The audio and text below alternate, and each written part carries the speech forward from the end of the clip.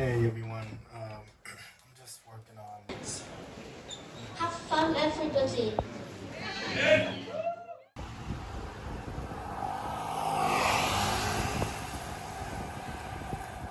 On this day, I decided to go gallery hopping around Chelsea.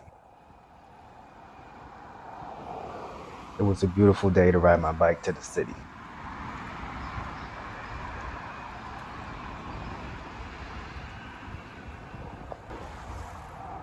I used to commute by bike to the city as often as possible back when I was in art school many years ago.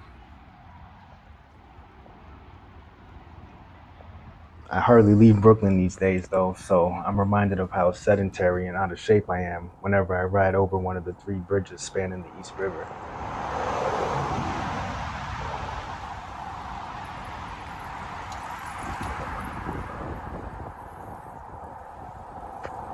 Unfortunately, all of the galleries were closed for Memorial Day weekend. I should have checked beforehand.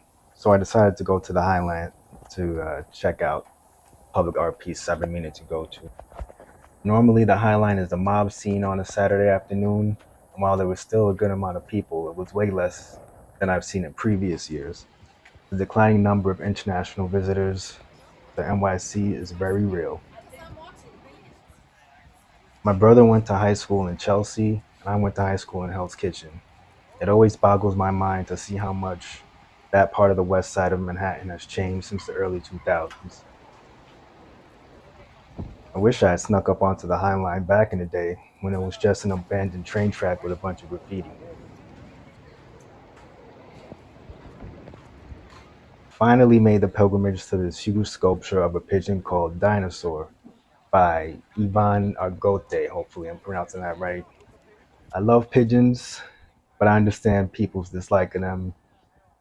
I usually get a lot of pigeons on my balcony, but I had to start shooing them away recently because I was just tired of a bunch of bird shit being on my balcony.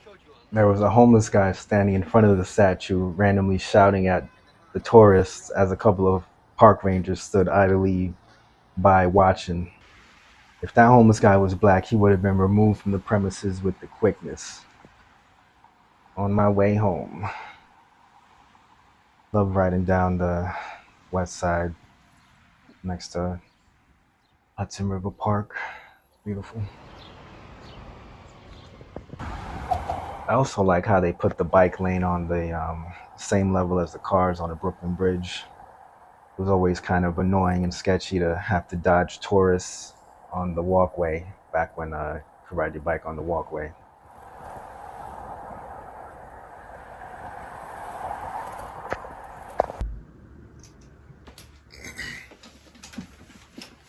So, blog number two. It's been a while since the first one. I didn't mean to take so long with this, but I wanted to. I didn't want to film another vlog until I had some real client work. To say that this year has been slow would be an understatement. For sure, that's putting it kindly. But yeah, it's been a pretty slow year. It's now June 3rd as I film this. I film this on June 3rd. Not sure when this will come out, but yeah, just right now I'm working with BET again. This is the fourth year in a row that I've worked with them. They're a great client.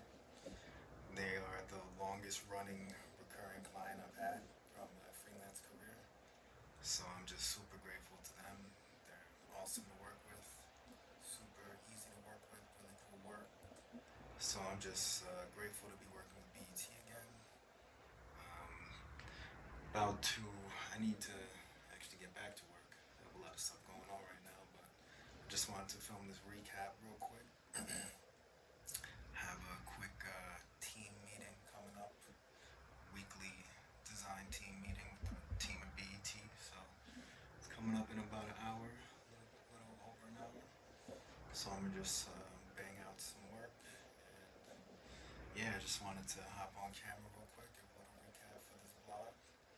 Um, it's gonna be filmed over a few weeks. It's obviously filmed over a few weeks, just not really a day in the life, but more just a few days. Just showing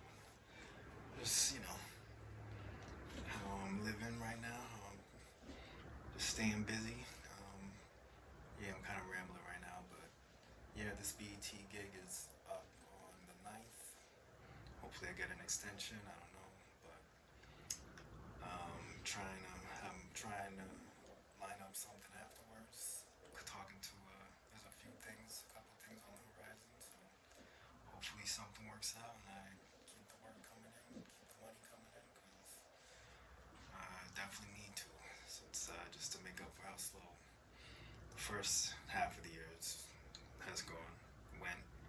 It's just crazy how fast this year is going. But yeah, working with BET again. I worked with them for the past few weeks. I have a little under a week left in this booking. Hopefully, I get something else. And in the meantime, just trying to stay busy and hopefully just keep the work coming in. So yeah, I need to get back to work. BET. Later.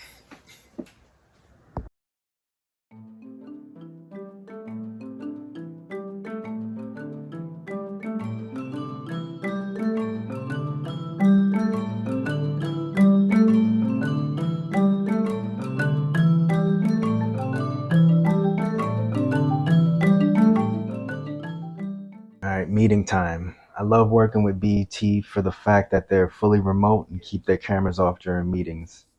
They also pay well and pay fast. I wish every client was like them. Red carpet loops, red carpet live stream loops. Um, so I guess there's a blockage with that as far as the design, the order of the slates. But once we get confirmation on that, I'll just plug in. I went to a show at this venue called Pioneer Works out in Red Hook. It was a diverse assortment of acts on the bill, but I mostly went to see the Sun Ra Orchestra with Marshall Allen perform.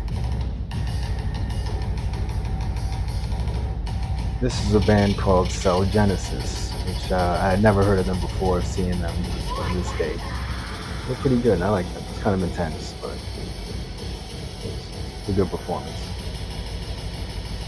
There were some pretty amazing God rays pouring in through the windows, as you can see during that performance. Pretty cool. Should have filmed this landscape mode, landscape orientation. Also, a dance troupe called Young Boy Dancing Group performed. I can't share most of their performance in this video because of how explicit it was. Pretty crazy stuff. But yeah, an Instagram friend of mine posted a story of them performing at a festival called Sustained Release, and she invited me to this show after I commented on it.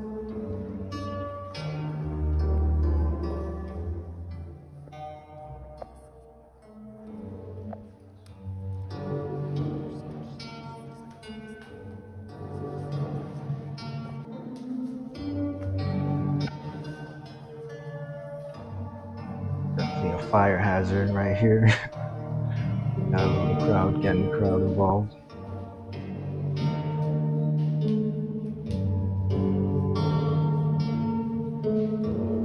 There were so many people tightly gathered around that I couldn't even see what was going on unless I held my phone up above my head to film.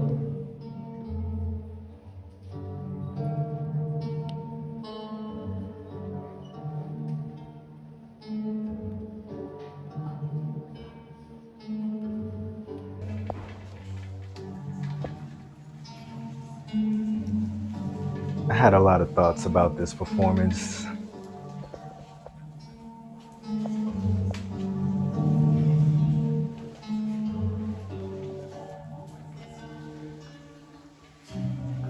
This part in particular was pretty dumb. She's staring at her fingers before poking, quote unquote, a couple of her co-performers. Felt like something out of the movie Zoolander. A part of me thinks it was mainly an empty spectacle that relied on shock value.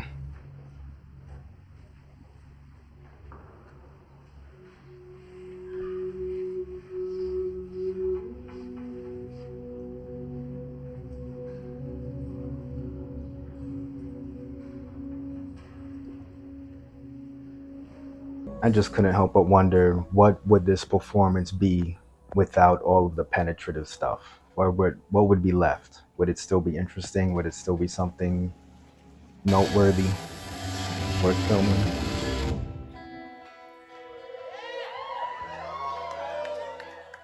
But I appreciated the raw energy of the performers and can see how subversive their act is within the current political climate.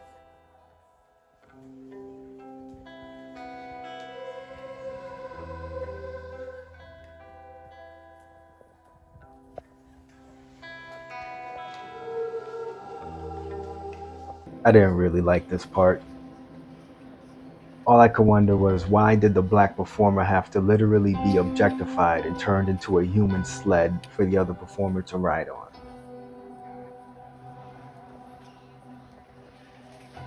I got the impression that other black people in the audience were having similar thoughts.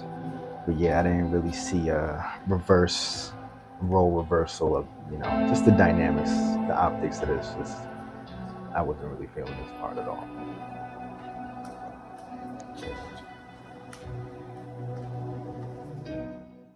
But yeah, after that mind fuck of a show, an interesting show, the night ended with a great performance by the Sun Ra Orchestra with Marshall Allen.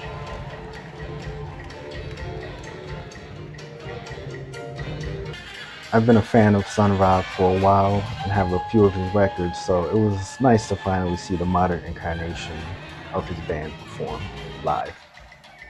At one point during the performance, Marshall Allen spoke to the audience and called Juneteenth a dubious holiday. I shouted, "Thank you," when he said that. I also shouted, "It's fucking sad," to which he replied, "Yes, it is." My family is from Trinidad and Tobago, and I'm from Brooklyn, so I didn't even know about Juneteenth until a few years ago. I never understood why slaves in Texas, being some of the last people in the country to find out that they had been freed, was worth celebrating. It's more sad than anything.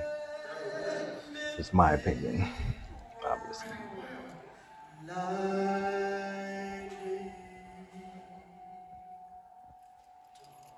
Anyways, I won't bore you with any more poor quality footage of this performance. Till next time, take care.